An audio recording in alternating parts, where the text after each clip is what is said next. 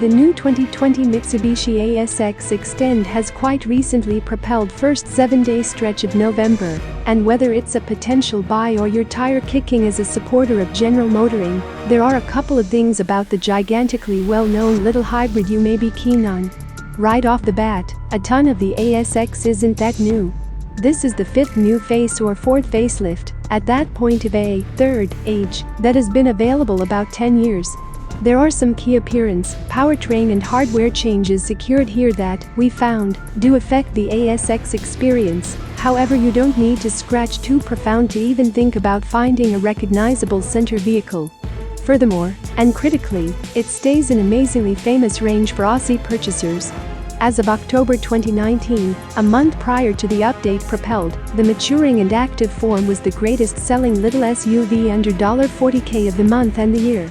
Astoundingly, it was beating its own presentation of 2018 by 1,200 vehicles, plus or minus, where it was likewise the top vender. Furthermore, against no less than 26 contenders.